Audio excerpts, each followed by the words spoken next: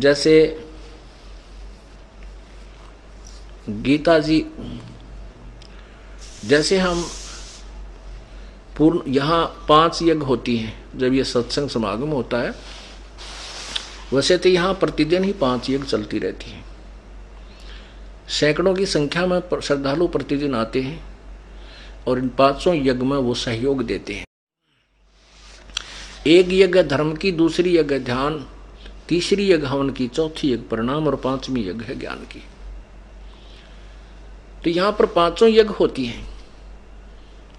तो सबसे जैसे धर्म यज्ञ होती है तो उसमें हम किसी का 10 रुपये, किसी के 100, किसी के 1000, किसी के 50,000 ऐसे दान होता है। तो उससे फिर यहाँ पर अखंड भंडारा चल रहा है। यहाँ पुण्यात्मा परमात्मा चाहने वाली या दुखी आत्मा अपने जो दुख है उनको निवारण करने के लिए आती हैं और यहाँ आकर के वो बड़ी प्रेम से आहार करती हैं। प्रभु का, भक्तों का दिया हुआ दान जो प्रभु के निमित्त हो जाता है वो अमृत तुल्य बन जाता है। फिर यहाँ परमात्मा की वाणी, भक्तों के सत्संग, भक्तों के सुमन ध्यान यहाँ चलते रहते हैं। उससे और ज़्यादा उसमें वो अन्न शक्ति युक्त हो जाता है। तो यहाँ उस कहते हैं फिर धर्म यज्ञ या भंडारा होता है। एक यज्ञ धर्म की, दूसरी यज्ञ ध्यान। जैसे यहाँ आते हैं तो परमात्मा ही याद रहता है। आप घर से चलते हो तो भी परमात्मा की याद आपके हृदय में रह कर उठती रहती है। सत्संग में जाएंगे, गुरु जी के दर्शन करेंगे, भगवान की वाणी महिमा सुनेंगे, तो एक ये ध्यान यज्ञ कहलाती है।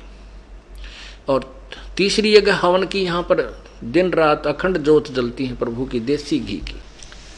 और यहाँ सत्संग के दौरान भी बहुत, यानी 200-250 जितने पाठ होते हैं उतनी ही यज्ञ पर, उतनी ही ये ज्योति प्रोज्वलित की जाती है देसी घी की।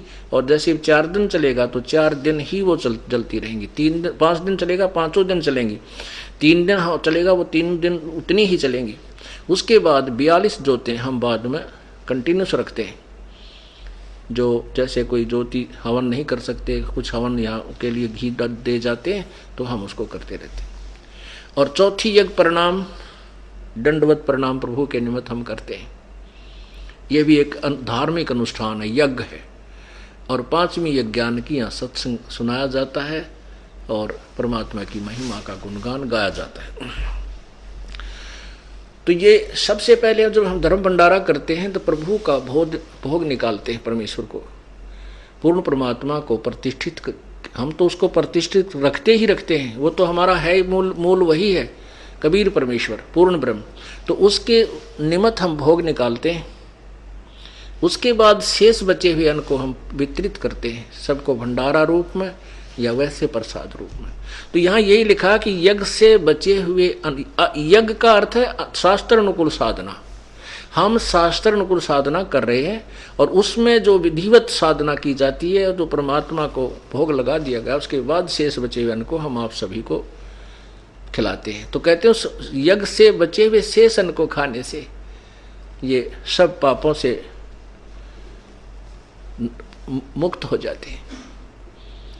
तो इसी का प्रकरण, क्योंकि तीसरे से संबंधित चौथे में चल रहा है, चौथे अध्याय के अब 31वें को समझेंगे। हमने चौथे के 34 तक पहुंचने के लिए भूमिका बनाई जा रही है।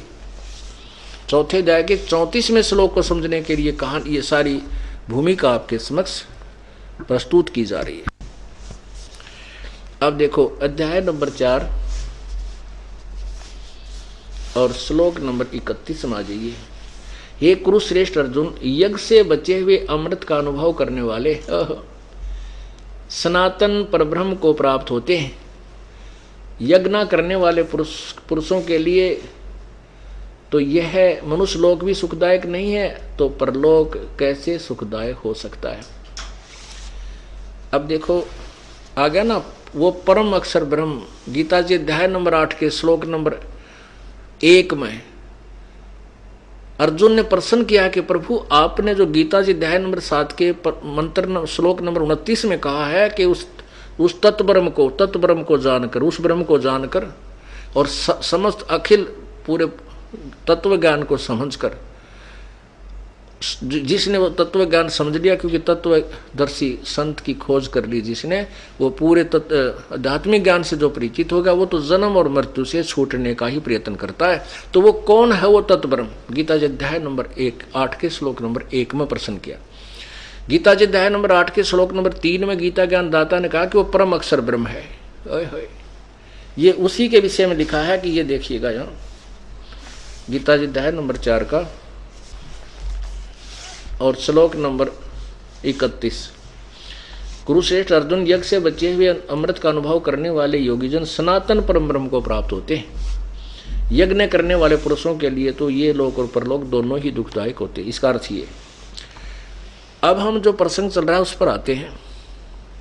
गीता जी अध्याय नंबर 4 के 32 में स्पष्ट किया है कि जैसे आप पहले 25 से लेकर और 30 तक जो भी ज्ञान आपको दिया गायक, तो उसके बारे में बताया है कि जो कुछ तो ऐसे साधना को पाप नाशक मानते हैं, कुछ ऐसे साधना को पाप नाशक मानते हैं, जानकर करते हैं, लेकिन नहीं।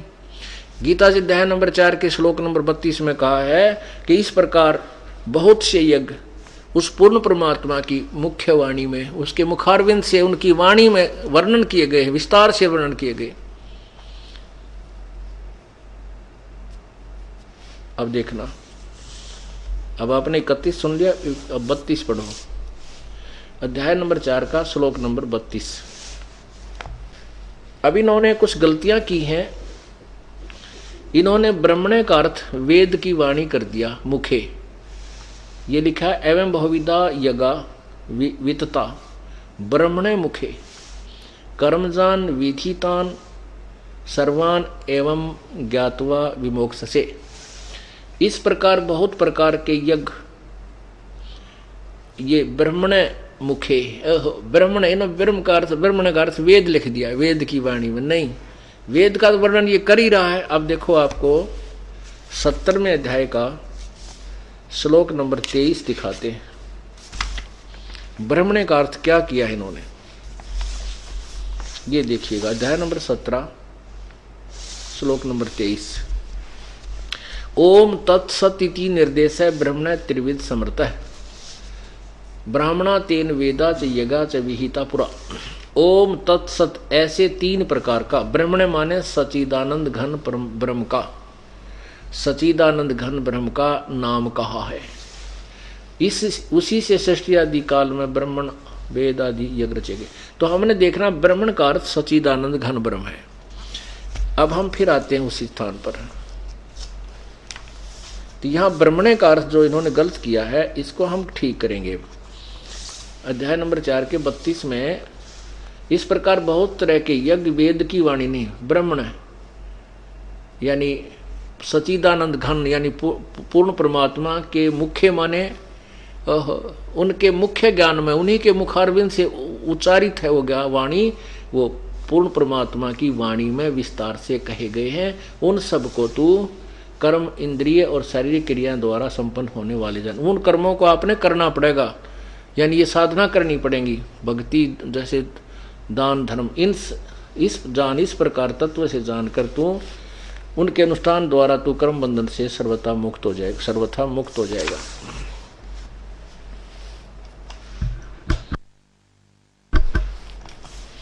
अब गीता जी अध्याय नंबर 4 के ही श्लोक नंबर 33 में आप कंटिन्यूस पढ़ रहे हो 25 से 33 में कहा है कि हे परंतम अर्जुन, द्रव्य में यज्ञ की अपेक्षा, यानी धन आदि से जो होने वाला अनुष्ठान है उससे ज्ञान यज्ञ अत्यंत श्रेष्ठ है। यौन मात्र संपूर्ण कर्म ज्ञान में समाप्त हो जाते हैं। अब इसका भावार्थ सुनो कि अर्जुन, जैसे तू वैसे ही जो कोई किसी साधना को करते हैं, कोई धन से होने वाले, क्योंकि जैसे भंडारा है, हवन है, ये धन से होते हैं, द्रव्य से होते हैं। कहते हैं इस यज्ञ को करने से पहले तू अपना ज्ञान समझ, और ज्ञान समझने के बाद तेरे ये जो बिना मतलब के अर्थ जो ब्रह्मणा भटकना है वो सभी अननेसेसरी जो वर्क है पूजा के, अननेसेसरी जो कर्म है वो सारे समाप्त हो जाएंगे। ज्ञान सबसे श्रेष्ठ है। अब कहती 34 में कहा है कि वो ज्ञान जो 32वें श्लोक में बताया है कि उस परमात्मा की मुख्य वाणी में, उस पूर्ण परमात्मा की मुख्य वाणी में, वाणी के अंदर, अर्थात उस परमेश्वर द्वारा अपने ही द्वारा रची हुई उस तत्व ज्ञान की वाणी में जो विस्तार से कहे गए हैं, उस तत्व ज्ञान को अब देखो 34 चौथे अध्याय के 34वें श्लोक में, ये 34वां, यदि यहां हो गए धर्म यज्ञ की अपेक्षा ज्ञान यज्ञ श्रेष्ठ है। अब 34 में कहा है कि उस तत्व ज्ञान को, कौन से को, जो गीता जी अध्याय नंबर 4 के श्लोक नंबर 32 में कहा है कि इस प्रकार बहुत तरह के यज्ञ परमेश्वर पूर्ण परमात्मा की वाणी में विस्तार से कहेगे, उन सब को तू कर्म आदि इंद्रियों, मन इंद्रिय और शारीरिक क्रियाओं द्वारा उत्पन्न होने वाले जान, उनसे किए जाते हैं। यानी काम करते करते ये सब करने होते हैं। इस प्रकार तत्व से जानकर तू सर्वथा मुक्त हो जाएगा। तो उसी के बारे में अब कहा है 34 में कि उस तत्व ज्ञान को तू तत्वदर्शी ज्ञानियों के पास जाकर समझ, उनको भली भांति दंडवत प्रणाम करने से, उनकी सेवा करने से और कपट छोड़कर सरलतापूर्वक प्रश्न करने से वे परमात्म तत्व को, तत्वदर्शनी जानने वाले यानी तत्वदर्शी संत महात्मा ज्ञानी तुझे उस तत्व ज्ञान का उपदेश करेंगे। अब आपको हम कहाँ लाना चाहते थे, तत्वदर्शी संत कैसा होता है। अब ये बताया है कि वो, अब गीता जी अध्याय नंबर 15 के प्रथम मंत्र में कहा है कि वो तत्वदर्शी संत की पहचान बताई, जैसा कि आपको अभी बताया। ऊपर को जड़ वाला, नीचे को तीनों गुण रूपी शाखा वाला, ये उल्टा लटका हुआ संसार रूपी पीपल का वृक्ष है, और इसके सर्वांग सभी भागों को जो तत्व जो जानता है वो तत्व से जो जानता है सवेदवित, वो तत्वदर्शी संत है। गीता जी अध्याय नंबर 4 के श्लोक नंबर 15 के श्लोक नंबर 4 में कहा कि उसके पश्चात जब तुझे तत्वदर्शी संत मिल जाए, उसके पश्चात उस परम पद, उस परमेश्वर के परम पद की खोज करनी चाहिए। ओए होए, ये देखिए अब चौथा में आ जाते हैं हम, अध्याय नंबर 15 का ही श्लोक नंबर 4। इसमें लिखा है, इसमें चलो थोड़े से दोनों तीनों पढ़ा देते हैं आपको, बुद्धिमान लोग हैं शीघ्र पढ़ जाएंगे। ये तो 1 नंबर आपको सुना 15वें अध्याय का। आदि पुरुष परमेश्वर मूल वाले और अधः शाखम नीचे को शाखा वाले संसार रूपी पीपल के वृक्ष को अविनाशी कहते हैं। वेद इसके पत्ते, ये अनुवाद ठीक नहीं किया है, फिर भी इस संसार रूपी वृक्ष को जो पुरुष, जो साधक, जो संत मूल सहित यानी जड़ से लेकर सब पार्टों सहित जानता है, सभी भागों से जानता, वह है वेद के तात्पर्य को जानने वाला, वह तत्वदर्शी संत है। फिर क्या बताया है कि इस संसार रूपी वृक्ष तीनों गुण रूपी, रजगुण ब्रह्मा, सतगुण विष्णु, तमगुण रूपी जल से बढ़ी हुई विषय पर वाला, विषय भोग रूप कोपल वाली देव त्रय रूपी शाखा है। विषय पर वाला शाखा, ये तीनों गुण रूपी शाखा है। नीचे और ऊपर सर्वत्र नहीं है, केवल नीचे ऊपर पाताल लोक में, ऊपर स्वर्ग लोक में फैली हुई, और मनुष्य लोक में ये कर्मों के बंधन में, कर्मानुसार बंधन बांधने वाली ये मुख्य कारण है। मूलानी कर्मानुबंधनी मूल्यानी, जड़ें भी नीचे और ऊपर, सभी लोकों में नहीं, ऊपर और नीचे फैली हुई है। आगे देखो तीसरे में, इस संसार वर्ष का स्वरूप जैसा कहा है वैसा यहाँ विचार काल में नहीं है। गीता ज्ञानदाता कहता है कि वास्तविक में जो इसका विस्तृत वर्णन है वो मैं नहीं जानता, तेरे मेरे विचार काल में, तेरे मेरे इस गीता जी के डिस्कशन में मैं तुझे पूर्ण रूप से नहीं बता सकता, क्योंकि मुझे इसके आदि और अंत का ज्ञान नहीं है। ये देखिए अध्याय नंबर 15 के श्लोक 3 में, इस संसार वर्ष का स्वरूप जैसा कहा है वैसा यहाँ विचार काल में नहीं पाया जाता है। विचार काल में तेरे मेरे इस गीता के ज्ञान में, क्योंकि न तो इसका आदि है और न अंत है, और न इसकी अच्छी प्रकार स्थिति ही है। इसलिए इस सुविरुद्ध मूलम, ओहो, इस अति दृढ़ मूल वाले, ये छोड़ दो, ये इनकी अपनी धारणा है। अति दृढ़ मूल वाले यानी मूल कौन है, सतलोक में सतपुरुष। वो सतलोक तो दृढ़ है, वो कभी नाश नहीं होता, वो सथाई लोक है। और संसार रूपी पीपल के वृक्ष को दृढ़ असंख्य शस्त्रेन, वैराग रूप शस्त्र नहीं, उस तत्व ज्ञान रूपी शस्त्र के द्वारा काट के, उसके पश्चात अर्थात तत्व ज्ञान रूपी शस्त्र के द्वारा काट के छितवा, यानी इसको अच्छी तरह समझ के फिर उसके बाद वो साधना कर, जैसे वो संत बताएंगे, तत्वदर्शी संत बताते। उसके पश्चात उस, ये देखिएगा अध्याय नंबर 15 का श्लोक नंबर 4, उसके पश्चात उस परम पद रूप परमेश्वर को भली भांति खोजना चाहिए, जिसमें गए हुए पुरुष फिर लौटकर संसार में नहीं आते, और जिस परमेश्वर से पुरातन संसार वर्ष की प्रवृत्ति विस्तार को उत्पन्न हुई है, उस आदि पुरुष नारायण के मैं शरण हूं। गीता ज्ञानदाता कहता मैं भी उसी की शरण हूं। इस प्रकार दृढ़ निश्चय करके उस परमेश्वर का मनन और निधि ध्यान करना चाहिए। पुण्यात्मा, आपको ये दास यही बताना चाहता है कि जैसे गीता जी अध्याय नंबर 4 के श्लोक नंबर 5 में कहा कि अर्जुन तेरे और मेरे बहुत जन्म हो चुके हैं। गीता ज्ञान दाता कहता है कि तेरे और मेरे बहुत जन्म हो चुके हैं, तू नहीं जानता मैं जानता हूं। गीता जी अध्याय नंबर 4 के श्लोक नंबर 9 में कहा कि मेरे जन्म और क्रम दिव्य है, अलौकिक है। गीता जी अध्याय नंबर 2 के श्लोक नंबर 12 में कहा कि अर्जुन तू और मैं ये राजा लोग पहले भी थे, आगे भी होंगे, ये मत समझ के हम वर्तमान में ही हैं, अर्थात तेरी मेरी और इन सबकी मृत्यु जन्म होता ही रहेगा। गीता जी अध्याय नंबर 10 के श्लोक नंबर 2 में कहा है कि मेरी उत्पत्ति को ये ऋषि लोग और देवता लोग नहीं जानते, क्योंकि ये मेरे से उत्पन्न हुए। इससे सिद्ध है गीता ज्ञान दाता नाशवान है, उसका जन्म तो हुआ लेकिन उससे उत्पन्न नहीं जानते। कौन? ये ब्रह्मा विष्णु महेश और ये ऋषि जन। क्योंकि जैसे पिता की उत्पत्ति को पुत्र नहीं, संतान नहीं जान सकती, पुत्री नहीं जान सकती, वो तो दादा बताता है। पूर्ण परमात्मा कबीर जी इन ब्रह्मा विष्णु महेश का दादा है और इस परब्रह्म का पिता है, काल का पिता है, और उसी ने आकर के ये तत्व ज्ञान दिया है। तो यहाँ क्या बताया है कि उसके बाद उस परम पद परमेश्वर की खोज करनी चाहिए, जहां जाने के बाद फिर लौटकर संसार में नहीं आते। अब गीता जी अध्याय नंबर 8 के श्लोक नंबर 3 में कहा कि वो परम अक्षर ब्रह्म है।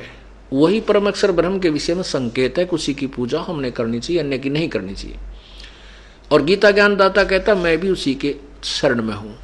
गीता अध्याय नंबर 18 के श्लोक नंबर 64 में कहा है कि जिसके विषय में मैंने 18वें अध्याय के 62वें श्लोक में कहा कि तू सर्वभाव से उस परमेश्वर की शरण में जा, उसकी कृपा से तो परम शांति और शाश्वत सतान यानी सदा रहने वाले सनातन यानी सदा रहने वाले उस अविनाशी लोक सतलोक को प्राप्त होगा।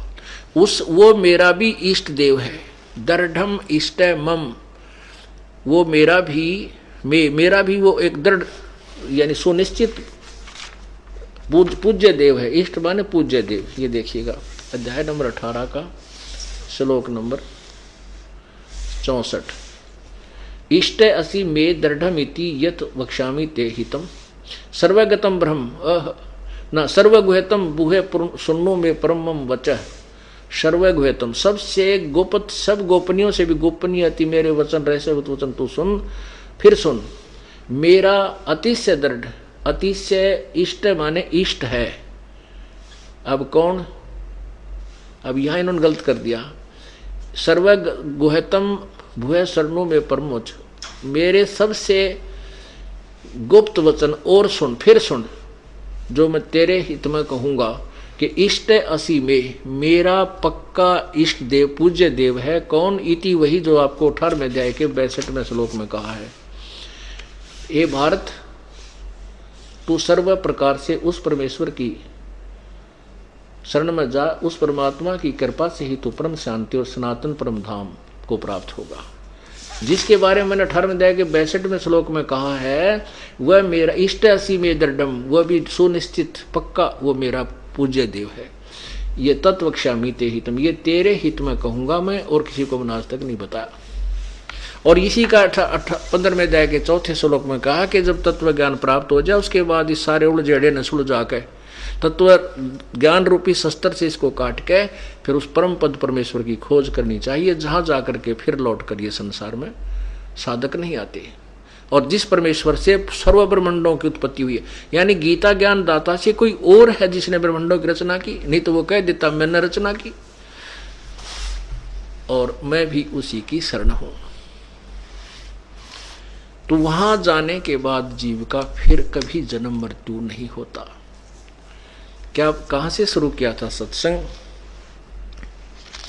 साथी हमारे चले गए हम भी चालन हार, कोई कागज में बाकी रह रही तात लगी है वार।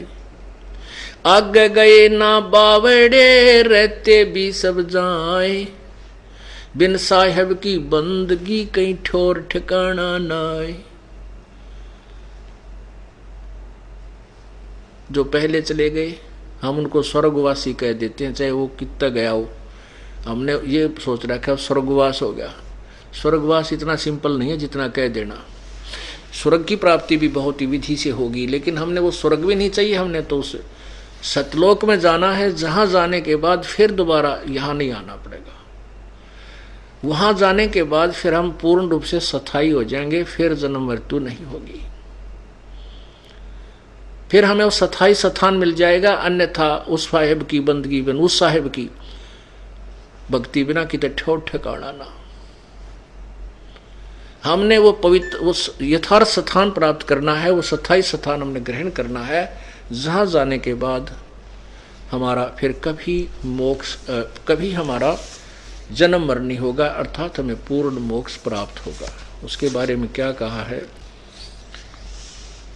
क्यों बोली घर अपना, ये ना देश तुम्हारे, फिर पीछे पछतावगी, कर ले सोच विचार। क्यों भूली घर अपना, ये ना देश तुम्हारे,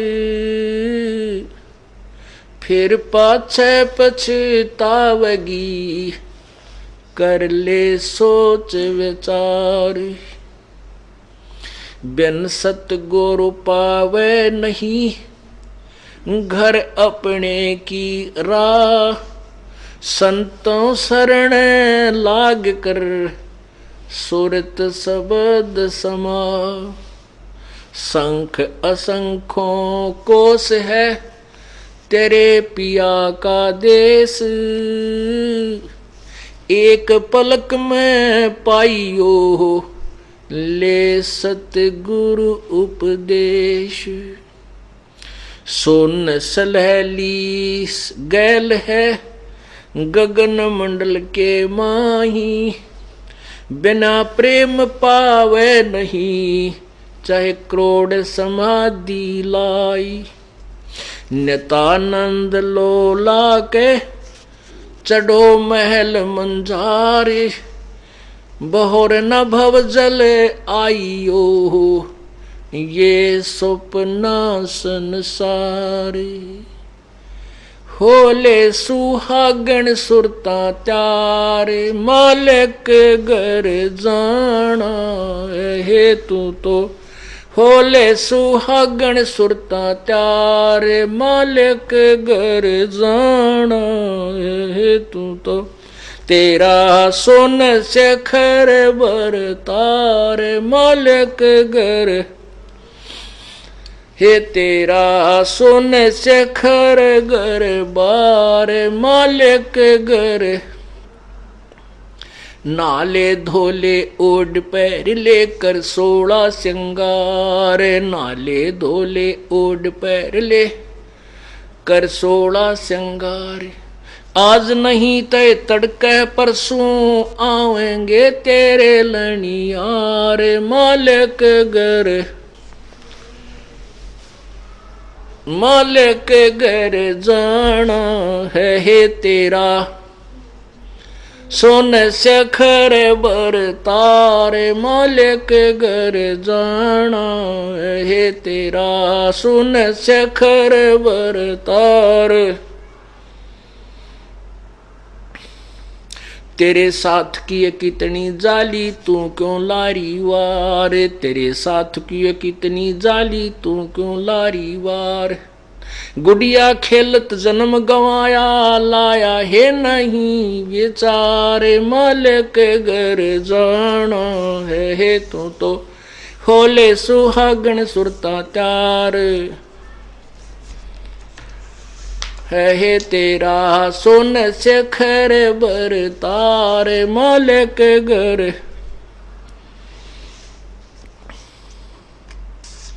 सतगुरु मारे बानिया है करते बनज व्यवहार, सतगुरु मारे बानिया है करते बनज व्यवहार।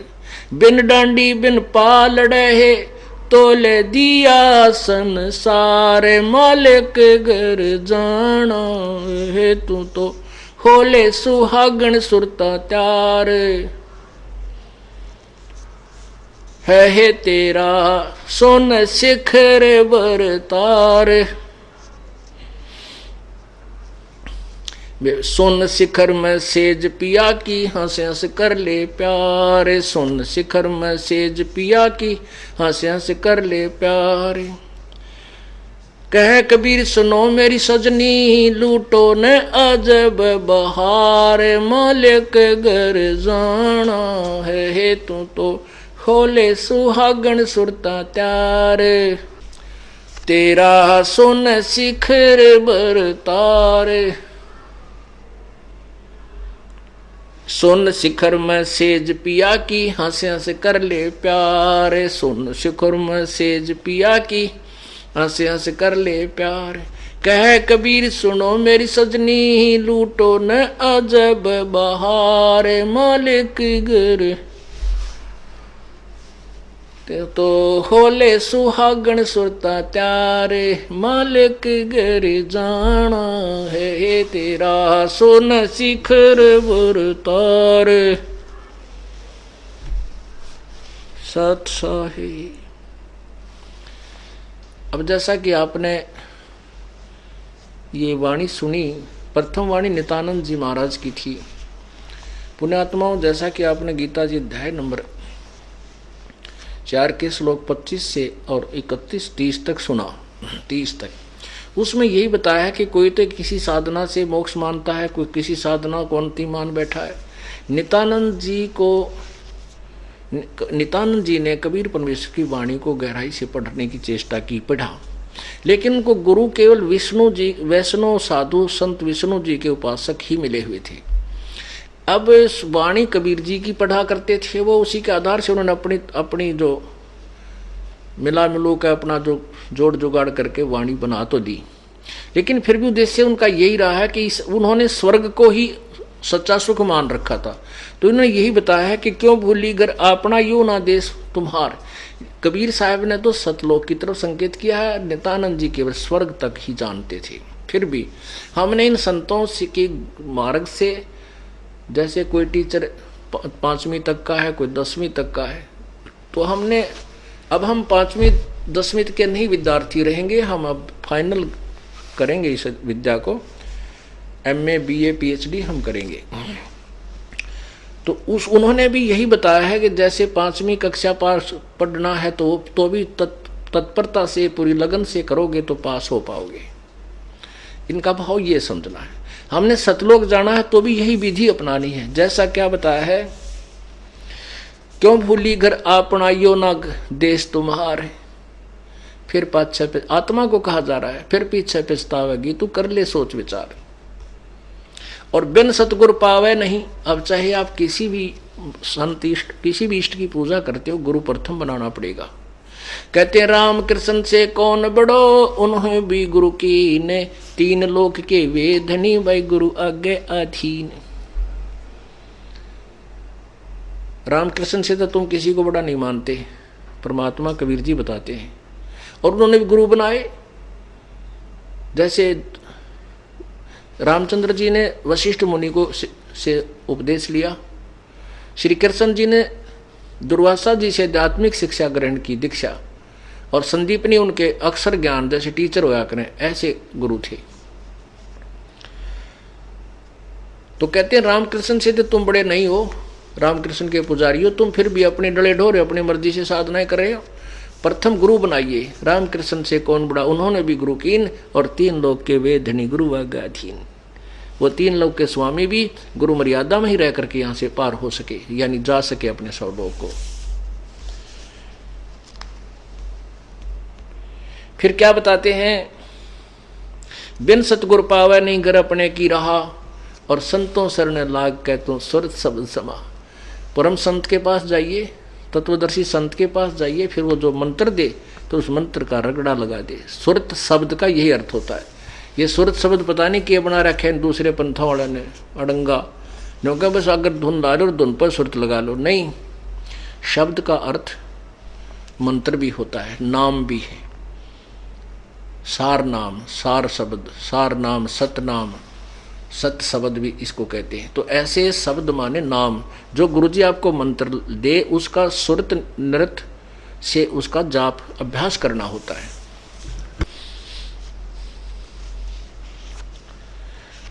आगे बताया है कि इसने तो लिखा शंख शंखों को से तेरे पति का पिया का देश, क्योंकि इनको ज्ञान तो था ही नहीं। नित्यानंद जी को भी, ये भी ऐसे भोली आत्मा जिसे गुरु का फंस गए, अपना लगे रहे। परमात्मा लिखा है 16 शंख पर हमरा तकिया गगन मंडल के जिंदा, हुक्म हिसाबी हम चल आए काटन यम का फंदा। 16 शंख कोश पर हमारा स्थान है, यथार्थ स्थान है, और वहां से हम यहाँ के पुण्य आत्माओं के काल के फंद को काटने के लिए, बंधन को काटने के लिए यहाँ पर आए 16 शंख कोश से। 16 शंख पर हमरा तकिया हम गगन मंडल के जिंदा, हुक्म हिसाबी हम चल आए काटन यम का फंदा। काल का बंधन काटने के लिए हम आए 16 शंख को से। लेकिन ये इनकी अनुभव नहीं है, सुनी सुनाई एक दूसरे के जोड़कर, जैसे रागनी गानी है इधर की उधर जोड़कर बढ़िया रागनी बना देते हैं। लेकिन नित्यानंद जी ने कहा शंख शंखों को से नहीं, परमात्मा ने गिण के दे रखे हैं 16 शंख कोश पे हमारा तकिया, हमारा स्थान है। हम गगन मंडल के जिंदा, हम आकाश में घूमने वाले हैं, यहाँ तक के खाने वाले नहीं है जैसे यहाँ गांव गांव में मांगते फिर, हम ये महात्मा नहीं है। और हुक्म हिसाबी हम चल आए काटन यम का फंदा। तो यहाँ क्या बताते हैं, फिर भी हमने इन संतों की वाणी से अपने मूल उद्देश्य की तरफ अपने मन को डाइवर्ट करना है, इसको इधर बदलना है। सोन सलहली गैल है, सुन आकाश में, सलहली माने रिपटनी, जिसके ऊपर बहुत मुश्किल से रुका जाता है। गगन मंडल के माही बिना प्रेम पावे नहीं, चाहे करोड़ समाधि लाए। अब यही परमात्मा भी कहते हैं,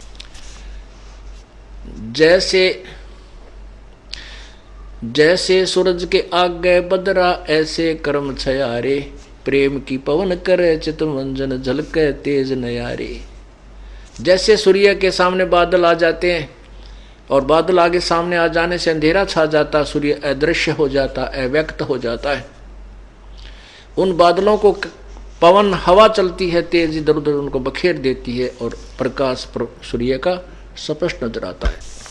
वो अव्यक्त सूर्य हमें सामने साक्षात्कार हो जाता है, साक्षात्कार होता है।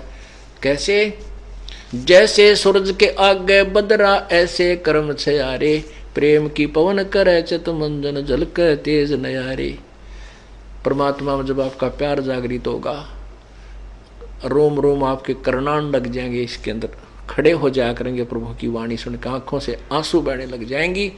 तो ये प्रेम की पवन चल पड़ी और बीच में जो पाप रूपी कर्मों की बादल छाए हैं, इस प्रेम रूपी पवन से ये छिन्न भिन्न हो जाएंगे। जैसे सूरज के आगे बदरा ऐसे कर्म छयारे, प्रेम की पवन करे चितमंजन झलके तेज नयारे। ऐसा ही यहां बताया जा रहा है कि बिना प्रेम पावे नीचे करोड़ समाधि ला।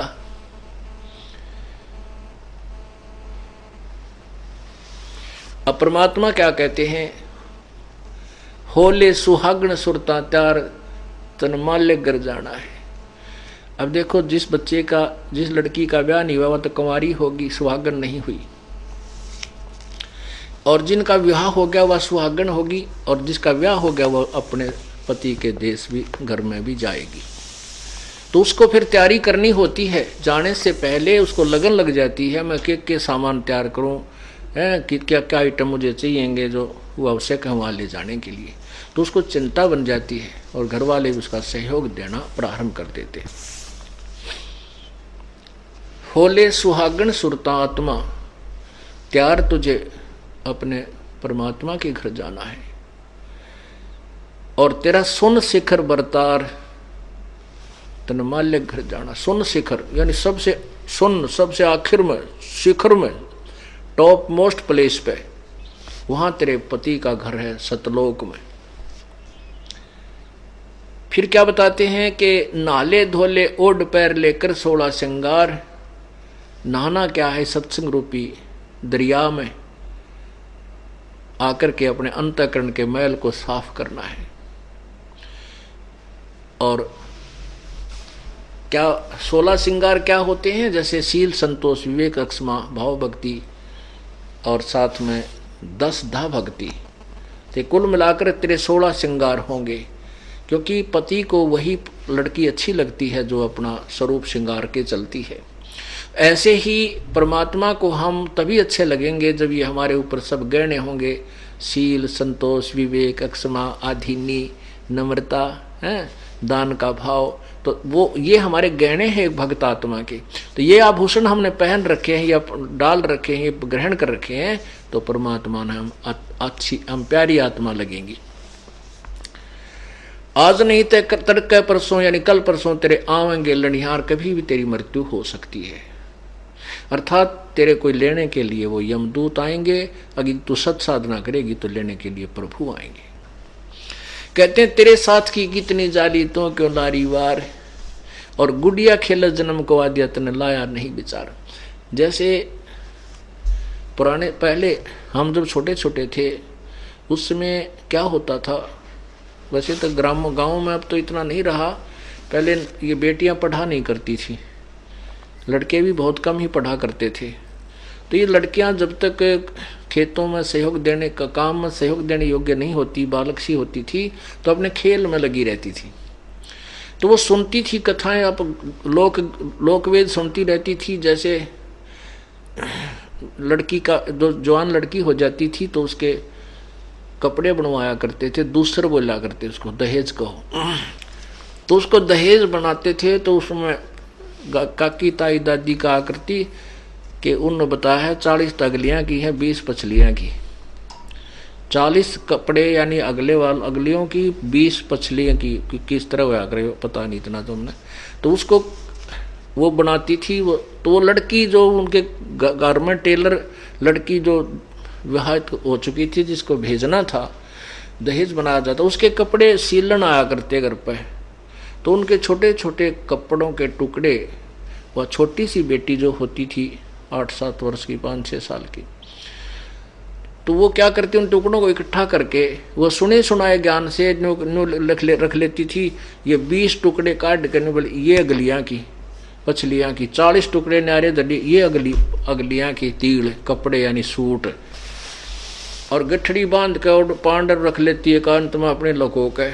उसमें से कोई दूसरा भाई बहन 2-4 उसके चीथड़े निकाल लेता, वो इतनी कितनी कत्तर सी।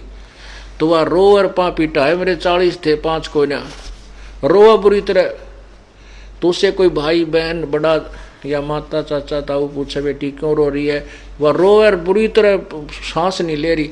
अन्यों क्या मेरी तील काट ली, तील निकाल ली, मेरे सूट निकाल लिए, वो इन चीथड़े ने सूट मान रही है। तो ऐसे ही जब उस वह बेटी बड़ी हो जाती है, उसकी शादी हो जाती है, फिर वह गुड्डा गुड़िया तो नहीं खेल रहे। वो उस खेल को नहीं खेल सकती जिसको पहले सच्चा मानकर रो रही थी, बुरा हाल कर रही थी, उनको इतने इतने चीथड़ों को वो सूट मानती थी। ऐसे ही जब तक हमें तत्व ज्ञान नहीं है तब तक हम यहीं के संतान और संपत्ति रूपी खिलौनों से खेल रहे हैं, गुड़िया रूप वाला खेल खेल रहे हैं। जब हमें पूर्ण ज्ञान हो जाएगा फिर इसको हम नहीं खेल सकते। या तो आपको ज्ञान ही नहीं हुआ है, अभी आप इतने मैच्योर आपके थॉट्स नहीं हुए हैं, आपके विचार इतने दृढ़ नहीं हुए हैं, और जब ये दृढ़ हो जाएंगे फिर आप एक का चीज मांगोगे, परमात्मा पीछा छुटवा दे। कोट जन्म तन भर मत हो गए, कुछ ना हाथ लग्या रे, कुकर सुकर खरबा बोरे, कौवा हंस पुकारे। ये बातें आपके हृदय में दरी जाएंगी। फिर क्या बताते हैं, तेरे साथ की कितनी जाली तू क्यों लारी वार, और गुड़िया खेलती खिलौना तो खेलते तने जन्म खो दिया लाया नहीं विचार। सतगुर हमारे बाणिया, हमारे सतगुर सौदागर हैं, ये करते बनज व्यवहार, और बिन डांडी बिन पालड़ा यू तोल दिया संसार। बगैर किसी तराजू के किसी तुला के परमात्मा ने तत्व ज्ञान से तू सब कुछ तेरा तोल कर धर दिया। अब तेरी इच्छा जैसे तू चाहता है कर। सुन शिखर में सेज पिया की वहां संस्कर ले प्यार, जो पुण्यात्मा संघर्ष करके यहां से निकल गई परमात्मा जाते ही सीने से लगाएगा उस प्यारी आत्मा को, और कहते ही वहां जाकर के उस आनंद को लूट। ये नकली झूठे सुख को सुख है, ये मान रहा मनमोद, ये सकल चबीना काल का कुछ मुख में कुछ कोद। बोलो सतगुरुदेव। कर जोरूं विनती करूं, धरूं चरण पर शीश, गुरु जी राम देवानंद जी महाराज ने दियो नाम बख्शीश। कोटि कोटि सिजदा करूं, कोटि कोटि प्रणाम, चरण कमल में राखियो मैं बंदी जाम गुलाम। कुत्ता तेरे दरबार का, मोतिया मेरा नाम, गले प्रेम की जेवड़ी, जाखें चौवा जाऊं मैं। तो करो तो बावड़ू, दूर दूर करो तो जाऊं, जो राखो तो ही रहूं, जो देवो सुख।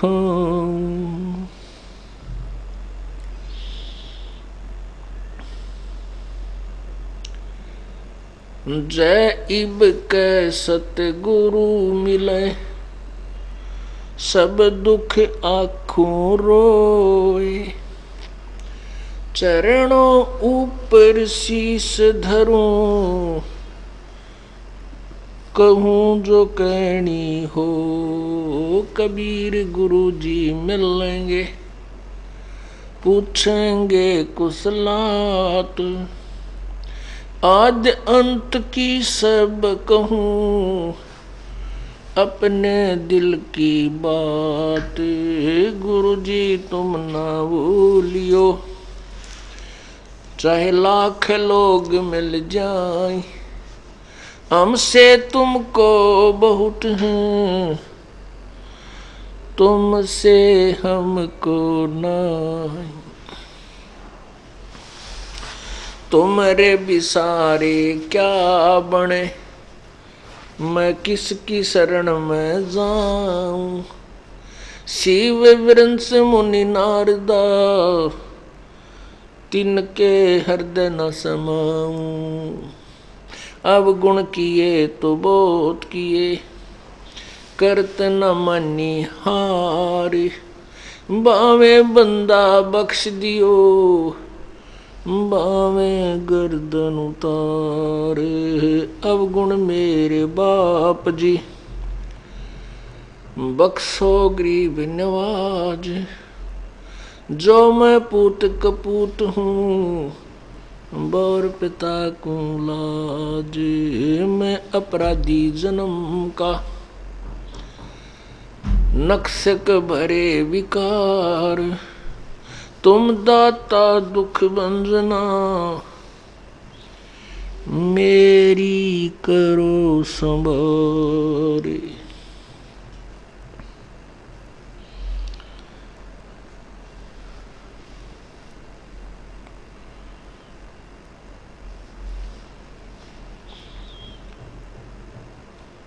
सतगुरु के उपदेश का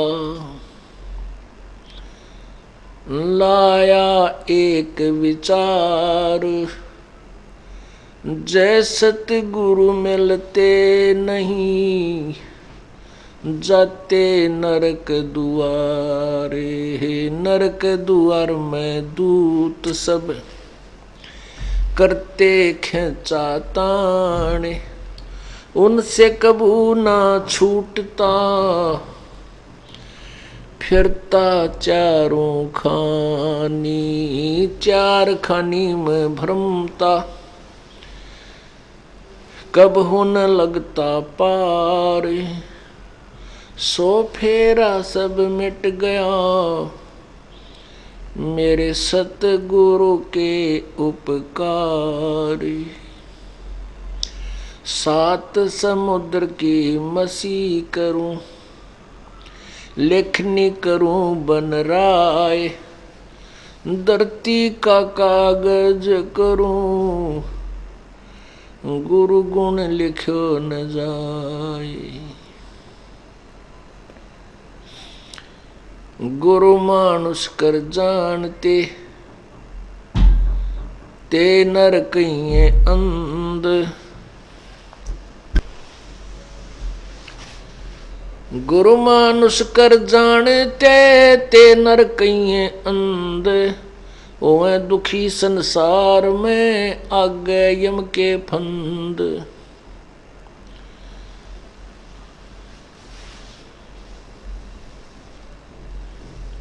गुरु गोविंद कर जानियो रहियो शब्द समाए।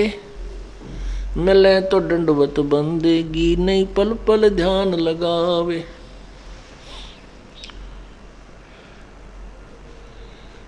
गुरु गोविंद दोनों खड़े किसके लागू पाए। बलिहारी गुरु अपना जिन गोविंद दियो मिलाए। कबीर हरि के रूठ त्या गुरु की शरण में जावे। कहे कबीर गुरु रूठ गए तो हरि ना होत सहाय। राम नाम रटते रहो जब तक घट में प्राण। कब हो तो दीन दयाल के हे भनक पड़ेगी कान। सतगुरु के दरबार में मेरी थर थर कांपे दे। ना जानू किसी बात पर मारो टूट न जावे ने।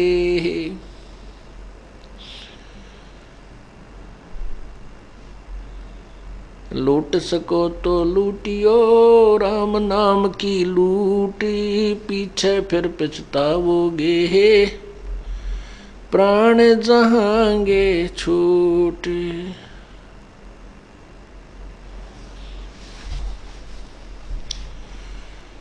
परमपिता परमेश्वर सारी सृष्टि के रचनहार कबीर बंदी छोड़ जी की असीम कृपा से ये 5 दिवसीय समागम चल रहा है। ये समागम किस उपलक्ष्य में चल रहा है? फाल्गुन द्वादशी। फाल्गुन द्वादशी विक्रमी संवत 1784 सन 1727 को पूर्ण परमात्मा कबीर देव अल्लाहु अकबर एक जिंदा महात्मा के रूप में संत गरीबदास जी 10 वर्षीय बालक संत गरीबदास जी को गांव छुड़ानी जिला झज्जर हरियाणा प्रांत के अंदर खेतों में जंगल में सशरीर आकर के मिले थे।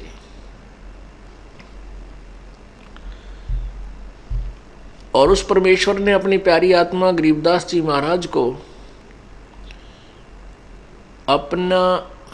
अपने लोक का तथा अन्य 21 ब्रह्मांड 7 संग ब्रह्मांडों का विशेष विवेचन दिया था, आंखों दिखाया था।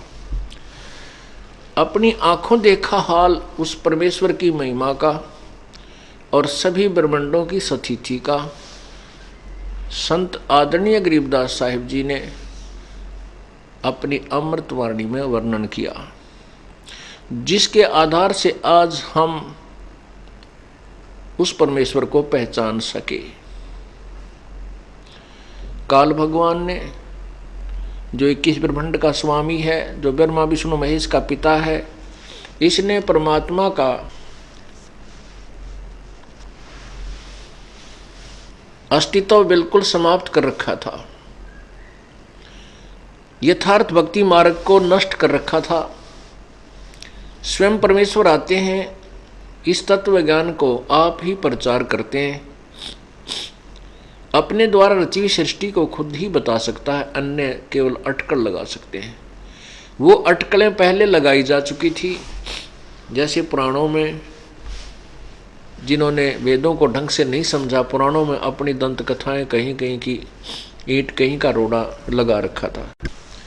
ऐसे ही अन्य पंथों वालों ने भी अपनी अपनी अटकल से सृष्टि रचना के विषय में जानकारी दी हुई थी, जो बिल्कुल अपूर्ण थी, व्यर्थ थी। परमेश्वर ने स्वयं आकर के अपनी महिमा को आप ही उजागर किया। वो परमात्मा स्वयं आते हैं या अपनी किसी प्यारी आत्मा को अपनी शक्ति से उसको तत्व ज्ञान प्रदान कर देते हैं, जिसके आधार से फिर वो प्यारी आत्मा परमेश्वर की रजा से ही उसकी महिमा का गुणगान कर सकती है और करती है, और उसके कारण फिर बहुत सी पुण्यात्माएं परमात्मा को पहचान जाती हैं, अपना कल्याण करा देती हैं। जैसा कि आपको बताया था कि गरीबदास साहिब जी के आत्मा को शरीर से निकाल कर परमेश्वर सतलोक लेकर गए थे सन 1727 में, और उस समय उनको ऊपर की सब महिमा, सब लोकों का विवरण अपनी आंखों गरीबदास साहिब जी को अपनी आंखों से दिखाया था, फिर वापस उनको शरीर में छोड़ दिया था। फिर गरीबदास साहिब जी ने अपनी महिमा का, परमेश्वर की महिमा का एक कलम तोड़ विवेचन दिया है।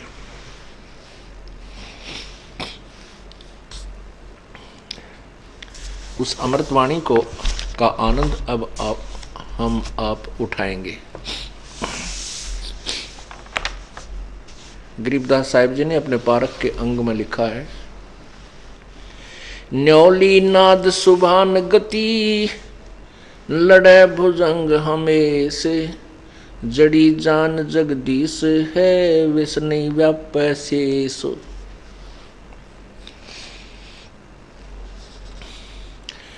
हंस गमन करते नहीं, मान सरोवर छाड़, कौवा उड़ उड़ जाते हैं, खाते मांसाहार। हंस दशा तो साधु हैं, सरोवर है सत्संग, मुक्ता हलबानी चोगे, चढ़त नवेला रंग। दरस परस नहीं अंतरा, रोमी वस्त्र बीच, पारस लोहा एक डिग, पलटत नहीं अबीच। चार मुक्ति बैकुंठ बट, सप्तपुरी सैलान, आगे धाम कबीर का, हंस न पावे जान। मौन रहे मग्नालय है, मार्ग बंकी बाट, सुन शिखर गढ़ सोरंग है, कर सतगुर से साट। ग्रिपल से तीपल ना मेले, भौ मिले नहीं भौ, बिच तकिया महबूब का, परमेश्वर की सौ। ग्रीब तुम बाजल में बैचला, बाहर भीतर नीर, पानी से पाला भया, एक सिंध है नीर। रिंचक नाम निनावे है, सुरत नृत्य के मध्य, हद्दी भूले हद में बेहद्दी बेहद। लोर लहर उठे सदा कारी घटा सफेद, ब्रह्मा अक्षर क्या लिखे भीगे चारों वेद। काया काशी मन मगहर दोहों के मध्य कबीर, काशी तज मगहर गया पाया नहीं शरीर। काया काशी मन मगहर अरस कुरस बीच मुकाम, जहां जुलाहे घर किया आद अंत विश्राम। श्वेत ग्रीव श्वेत वर्ण शुभ रंग है नगरी अकल अमान, तन मन की तो गम नहीं निज मन का स्थान। निज मन ऊपर ब्रह्म पद राग रूप रघुवीर, दूजे की तो गम नहीं तावा मैल कबीर।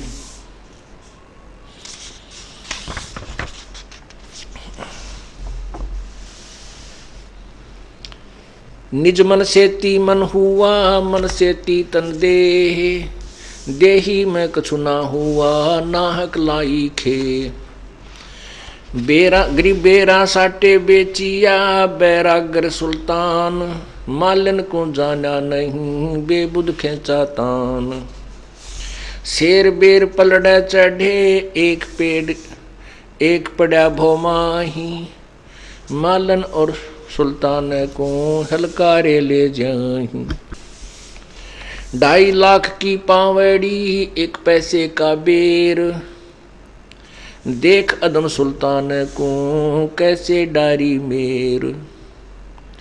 गरीब 9 लाख नानक नाद में 10 लाख गोरख तीर, लाख दत्त संगी सदा चरणों चरच कबीर। गरीब 9 लाख नानक नाद में 10 लाख गोरख पास, अंत संत पद में मिले ये करोड़ तेरे रविदास। गरीब रामानंद से लख गुरु तारे सिसके भाई, चेलों की गिनती नहीं पद में रहे समाये। गरीब खोजी खालक से मिले ज्ञानी के उपदेश, सतगुरु पीर कबीर हैं सबका हूँ उपदेश। गरीब दुर्वासा और गरुड़ सो कीन्या ज्ञान संबोध, अरब रामायण मुख कही बाल्मीक को सोध। फिर पांडवों की यज्ञ में शंख पचायन टेर, 12 कोट पंडित जहां पड़ी सबन की मेर। गरीब करी कृष्ण भगवान को चरणामृत सो प्रीत, शंख पचायन जब बजा लिया द्रौपदी सीत।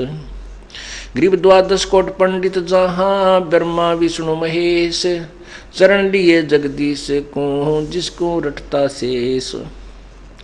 गरीब वाल्मीक के बाल समय नाही तीनों लोक, सुरनन मुनि